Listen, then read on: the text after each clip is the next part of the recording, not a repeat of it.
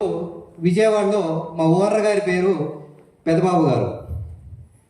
ఆయన మొత్తం 9 total series ఉంటాయి.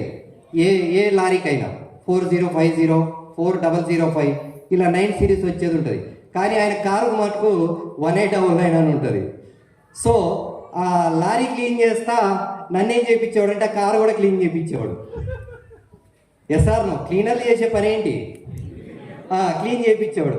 ఆ రోజున చూసి డిసైడ్ అయినా నేను కూడా కారు కొంటే ఇలాంటి నెంబర్ పెట్టుకోవాలని డిసైడ్ అయినా. ఆయన కారు ఉండే శాంత్రో, ఆ రోజుల్లో ఉండే శాంత్రో అంటే దాదాపు 2004లో రైట్. అటువంటిది ఏదైతే అనుకున్నానో కార్ రాగానే 1899. ఇప్పటి నుంచి మీకు ఒక గుడ్ మార్నింగ్. సో చూడండి కాన్సెప్ట్ ఏంటి? అమ్ముతారా? అమ్మరు కదా. కానీ మన కంపెనీ అమ్ముతుంది, ప్రొడక్ట్ కాదు. చాలామందికి ఇక్కడ ప్రొడక్ట్ కనపడిద్దేమో, ప్రొడక్ట్ కాదు అమ్మేది. ఇక్కడ ఏమమ్ముతుంది?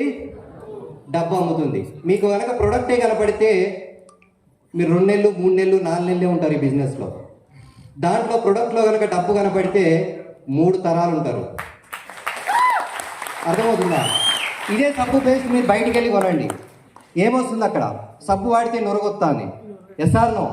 ఇక్కడ సబ్బు పేస్ట్ వాడితే కార్లు వస్తున్నాయి, లక్షల్లో ఇన్కమ్ వస్తుంది. అవునా కాదా? మరి ఇక్కడ ఏముంది? ఏమొస్తుంది? ఒకే దెబ్బకు 2 పిట్టలు అంటారు చూడండి. ప్రొడక్ట్ వస్తుంది, దాంతోపాటు మనకేమొస్తుంది? డబ్బు వస్తుంది.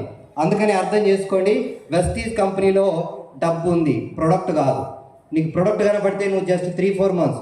ఎందుకంటే సింపుల్గా చెప్తున్నా, ఇవాళ ఇదే నేను నా ఇంట్లో కావాల్సిన వస్తువులు నెలకు వచ్చి 3000 రూపాయల వస్తువులు కొంటున్నా అంటే సంవత్సరానికి ఎంత? 36,000. అంతేనా కాదా? 36,000 రూపాయల వస్తువులు నేను కొంటే నా కంపెనీ నాకు 46 లక్షలు నా అకౌంట్లో వేసింది. మీరు బయట ఎక్కడైనా చూడండి, అమ్మినోడే బాగుపడతాడు. ఎస్ఆర్నో? మీరు ఒక బట్టల షాప్కి వెళ్ళండి, ఒక శారీ కొంటారు, ఎవరు బాగుపడతారు? అమ్మినోడు బాగుపడతాడు. ఒక మటన్ షాప్కి వెళ్ళండి, 1 కిలో మటన్ తెచ్చుకోండి, ఎవరు బాగుపడతారు? అమ్మినోడు బాగుపడతాడు. కానీ కొన్నోడు బాగుపడే ప్లాట్ఫామ్ వెస్టీజ్. ఓన్లీ కొన్నవాడు బాగుపడతాడు. నా ఇంట్లో కావాల్సిన వస్తువులు నేను కొంటే నాకు 46 లక్షలు వచ్చినాయి. అమ్మినోడు బాగుపడ్డా, కొన్నోడు బాగుపడ్డా? ఎవరు బాగుపడ్డారు? ఇంకా దీనికి కూడా నువ్వు ఆలోచిస్తే నీకు ఆ భగవంతుడు కూడా ఎవరు ఏం చేయలేరు.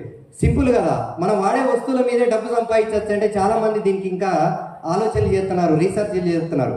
ఇవాళ నా ఫ్రెండ్స్ కూడా ఉన్నారు. నేను బిజినెస్ చెప్పిన, అరే బిజినెస్ బాగుంది, మనం ఎట్లా డ్రైవింగ్ చేస్తున్నాం కదా, దీన్ని చేద్దామని చెప్పిన.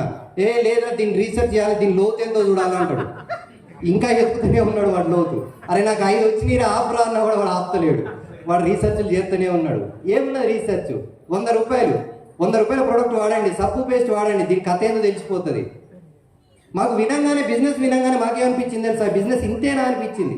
ఇవాళ అన్న వాళ్ళు ఇక ఈ ముందు లైన్లో కూర్చున్నారు, వీళ్ళందరికీ ఇంతేనా అనిపించింది. కొంతమందికి ఏమనిపిస్తుంది తెలుసా? ఇంత అనిపిస్తుంది. ఈ బిజినెస్ ఇంత అనిపిస్తుంది. మాకేమనిపించింది? ఇంతేనా? మనం వాడుతున్న గురించి చెప్పడమే. దీంట్లో పెద్ద విషయం ఏమున్నది? దీనికి ఏం చదువులు కావాలి, ఏం క్వాలిటీస్ కావాలి? ఎస్ఆర్నో? మరి ఎందుకు చేయలేకపోతున్నాం? నిర్లక్ష్యం.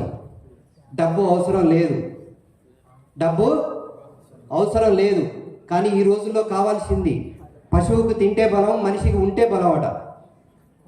పశువు గట్టిగా నిలబడాలంటే తిండి ఉండాలి, మనిషి నిలబడాలంటే ఈ రోజుల్లో డబ్బు ఉండాలి. ఎస్ఆర్నో? డబ్బు డెటాల్ లాంటిది. డెటాల్ ఏం చేస్తుంది? 99.9 క్రిముల్ని రిమూవ్ చేస్తుంది. డబ్బు ఏం చేస్తుంది? మనకుండే సమస్యల్ని క్లియర్ చేస్తుంది. ఎస్ఆర్నో? అవునా కాదా?